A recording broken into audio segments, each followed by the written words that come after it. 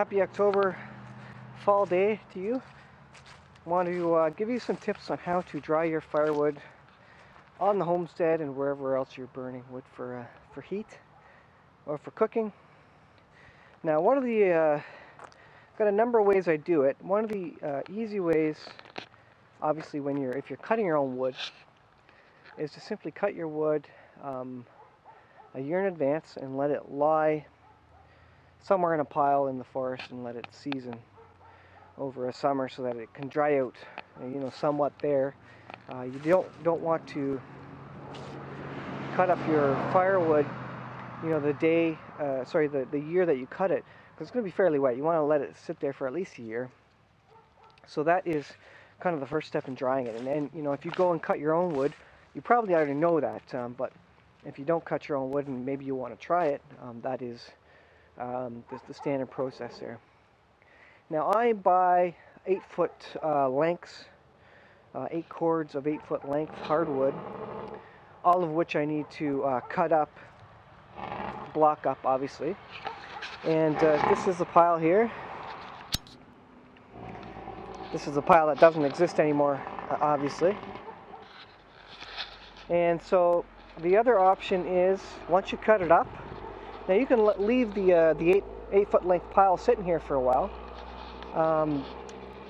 But I don't like doing that because I find if I leave it there, you can get bees and ants into it. Now, not saying that the bees and ants aren't going to get into it anyways, wherever I buy it from, but at least as they put it on the truck and shake it out, the bees will get out of there and the ants will get shooken out of it on the trip over here as it gets cut up into 8-foot lengths and as it travels over and it's processed in general. So you get a bit less insects maybe in there. The other option, which is obvious again, is, if I can get my ladder off here, just to stack it. So this is obviously the old-fashioned, straight-up easy way to do it.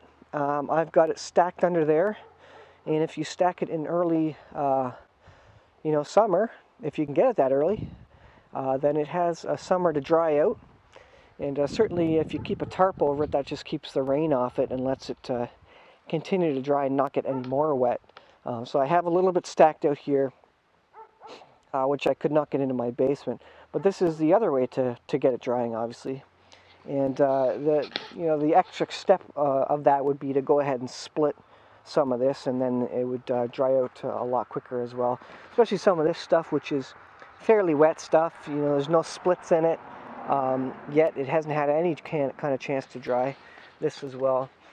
So that is the other way, obviously, to dry out your wood. Now the other option, and I'll go walk over to the house here, and I'll show you my wood splitter. So I have a Yardworks 4-ton electric wood splitter. And that is the other way to speed up the drying process, as I was mentioning there. So this is the Yardworks 4-ton electric splitter, and it works great. It splits good-sized chunks. If you get a really knotty chunk of wood, then sometimes it can have troubles, but usually you can get around it by rotating the log into a different configuration. And then it's usually able to get through it. So this works actually great, and obviously for the big chunks this increases the dry out time. Now the final set of tips I want to show you are inside, so we'll travel inside and I'll show you that bit. And here we are in the house.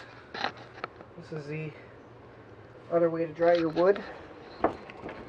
Obviously it is putting it into your basement, so I toss the wood down the channel, and I've showed that in some other videos. And basically, as soon as I cut it, I bring it down here and I stack it up. Now, as you can see, this is fairly wet here, but I have a couple of things going on. I have, and you can see the wood back there. It's all stacked up and drying. Some of it is split. Some of the larger stuff you can see there is split. A lot of the smaller stuff is not split. And it is small enough that it's going to dry out But what I do here is, it is heating season, so I've got my fire on here. I'll open that slowly. So obviously you can see I got the fire going. And then what I do is I actually unhook the pipe here that goes to the upstairs room. And I kind of broke the tape off that. But anyways, it actually just blows hot air straight into this area here. Normally the furnace does not blow hot air into the basement. Actually, there are, I shouldn't say that, there's a couple of vents in some of the other rooms blowing into the basement, but nothing specifically on the wood. So in the winter, when I want to dry this wood faster, once it's downstairs, then I just unhook that vent there, and then it blows lots of nice warm air. Whoa. Standing on my firewood here, it almost fell. And it blows nice warm air on this and dries this wood out really fast. And as well, the mainline duct there, I do have a hole in one of the outlets there that blows hot air into this room. Now, my second thing is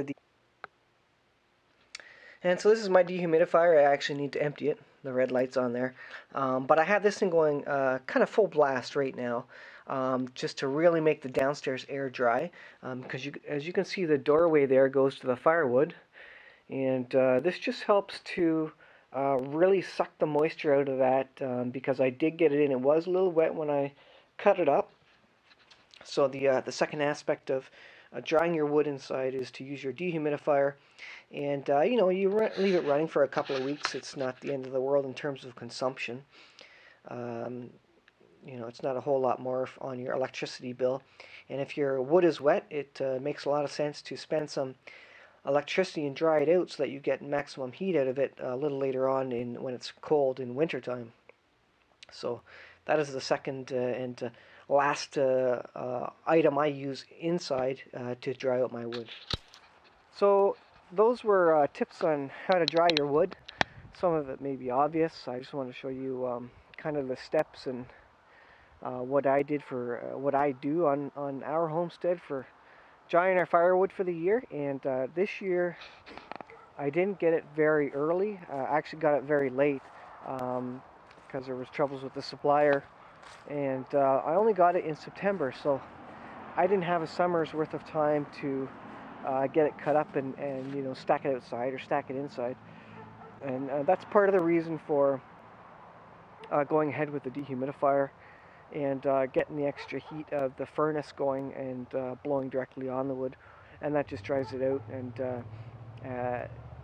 drying it out also keeps the insects out of it, so if you did have any leftover ants in there, and I had some, and you definitely don't want the ants in your house, because we had to get our house fumigated for carpenter ants, and that's absolutely no fun, and an expense I don't want to pay for. So ensuring your wood is dry will keep the insects out, because the ants, for example, they want a nice wet habitat. So if your firewood is dry, it's not going to be a nice habitat for them, and they'll just go looking for something else. And hopefully you'll squish them or poison them or otherwise deal with them before they get into the rest of your house. But in general, as long as the rest of your house is dry, they won't have a house, home, a habitat that they'll like. So they'll venture outside or die or whatever. But in general, it shouldn't cause a problem. They like wet areas, moist, damp areas. So keeping everything dry goes a long way to keeping insects out. So that's what I do to dry wood on our homestead. Hope you found that interesting, and it might have all been common knowledge to you, but that's what we do here. So hope you enjoyed it. Please subscribe, and thanks for